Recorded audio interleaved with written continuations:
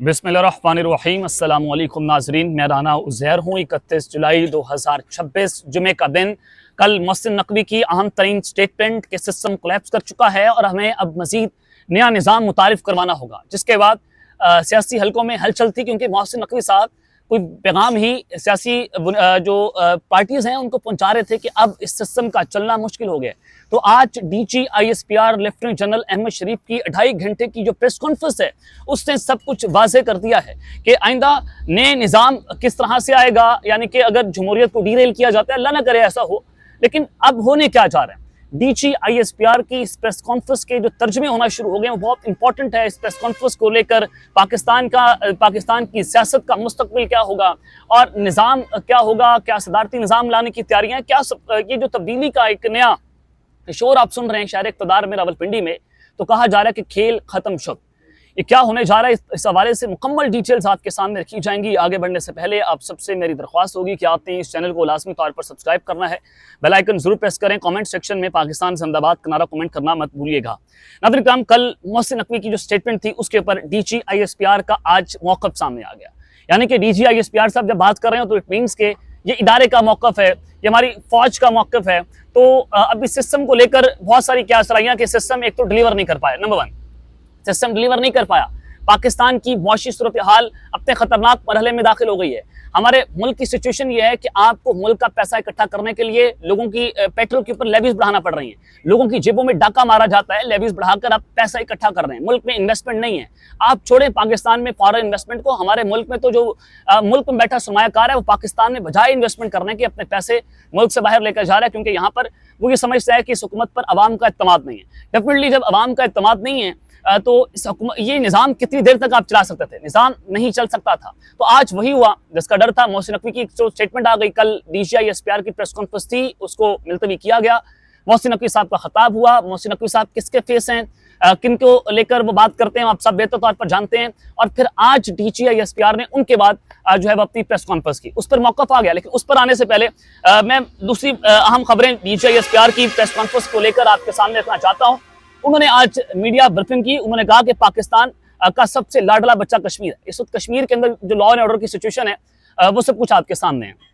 एहतजाज हैं, धरने हैं और जो तसादम की सिचुएशन है। उन्होंने कहा कश्मीर पाकिस्तान की शहर था, है और रहेगा। हमारे बच्चे बड़े होंगे तो उनकी एक ही आवाज़ रहेगी, कश्मीर बनेगा पाकिस्तान। साथ ही उन्होंने कहा कि कितने पाकिस्तानी मुजाहिदीन और पाकिस्तानी फौजी अफसरान ने कश्मीर में जाकर शहादत दी। आप इन्हें काबिज फौज कह रहे हैं? फौज का इस मामले से कोई ताल्लुक भी नहीं।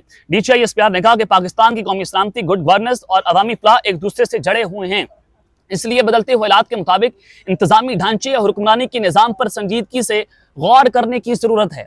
ये जो लाइन है बड़ी इंपॉर्टेंट है कि वो ये कह रहे हैं कि फौज, अवाम और फलाह ये एक दूसरे से जुड़ी हुई है। अवाम को डिलीवर करने के लिए अब हमें कुछ करना पड़ेगा।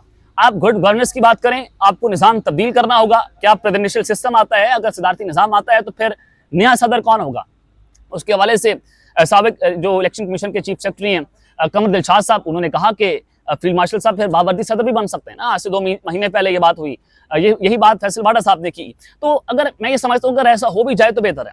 इस निज़ाम से बेहतर वो है कि आप एटलीस्ट डिलीवर तो कर पाएंगे ना, आपका और आवाम का डायरेक्ट एक रिलेशन बन जाएगा, ये बेहतर निज़ाम हो सकता है। तो खैर, उन्होंने कहा कि पाकिस्तान की सिक्योरिटी के लिए गवर्नेंस इंतहाई अहम है और अच्छी हुक्मरानी के बगैर मसाइल का मौसर हल मुमकिन नहीं है। इट मीन्स के शहबाज हुकूमत फेल हो गई है, ये हुकूमत, ये तजर्बा नाकाम हो गया, जिसको लेकर बहुत सारी क्या सलाहियाँ थी कि साल 2025 जो है वो तरक्की का साल है। फिर कहा गया कि साल 2026 तरक्की का साल है।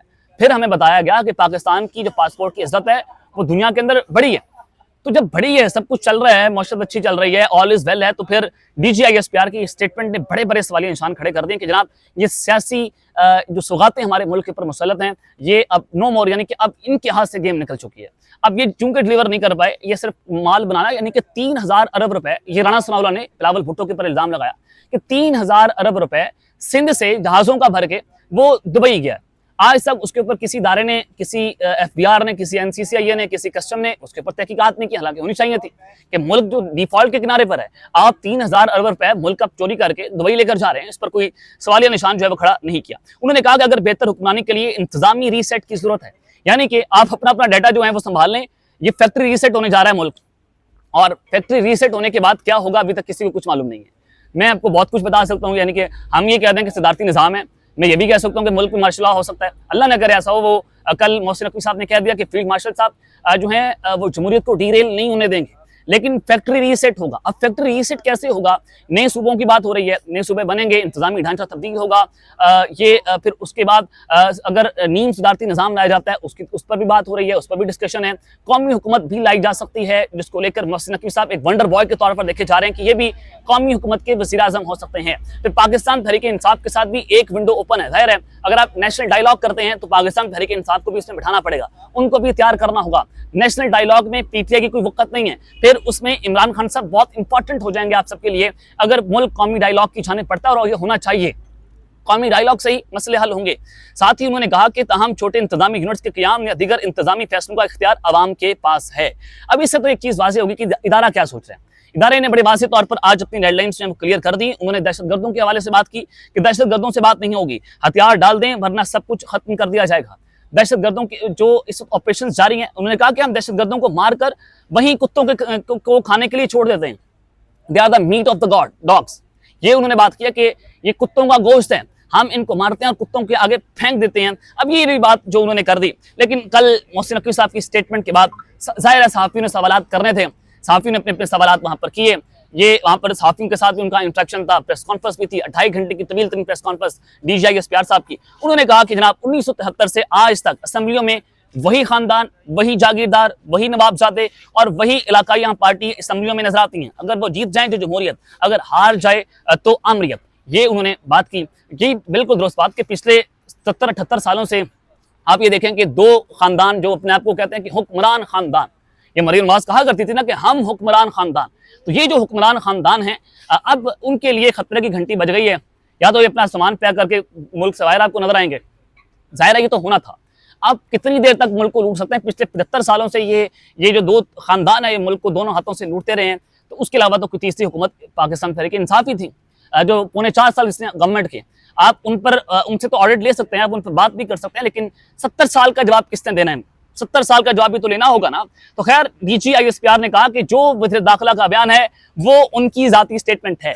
अब ये जो बयान था ना, उन्होंने बता दिया कि ये उनकी जाती स्टेटमेंट है, लेकिन साथ ही साथ उन्होंने उनके बयान की इंडोर्समेंट भी की कि यही जो जागीरदार, यही नवाबदादे, यही ये जो पार्टी सिस्टम है, यही जो चलते आ रहे हैं 1973 से, ये हम कब तक इनको बर्दाश्त करेंगे? हम न्यू फेसेस लाना होंगे, अब यंगस्टर्स को आगे लाना होगा।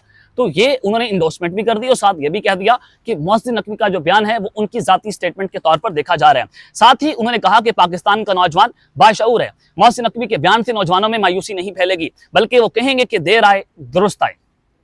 ये एक स्टेटमेंट देखें कि वो कह रहे हैं कि जाती स्टेटमेंट, फिर उन्होंने कहा कि इनसे मायूसी नहीं फैलेगी, ये पाकिस्तान के नौजवान जो हैं बाशऊर हैं। और उन्होंने कहा कि तमाम सियासतदानों समेत तमाम सियासी जमातों की ख्वाहिश है कि पाकिस्तान के मसाइल हल हों।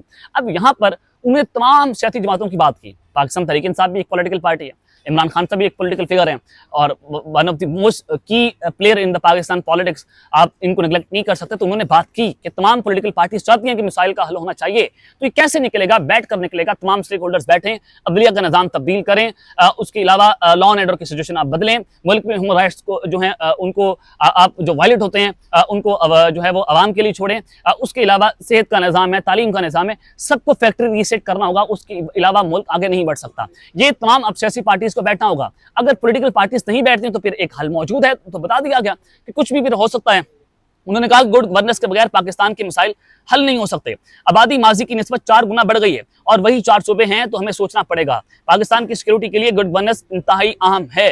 ये जनाब उन्होंने बातें कर दी हैं, इससे आप तर्जमे कर लें, क्या तर्जमा करना चाहते हैं। एट दी एंड इसके आप रिजल्ट्स निकाल लें, आप इसके आउटपुट निकाल लें कि जनाब अब इस निज़ाम को बदलना है।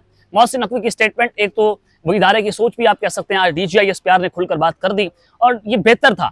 बहुत सारे लोगों ने कहा कि कभी कभी बेहतर होता है कि आप प्रेस कॉन्फ्रेंस ना करें, लेकिन बेहतर था कि हमें पता चल जाए। कौम को एक जो है वो आज एक उम्मीद देनी थी, आज कौम को एक जो है वो आप कहें कि रोड मैप देना था कि ये निज़ाम नाकाम है, अपने निज़ाम की तरफ जाना पड़ेगा।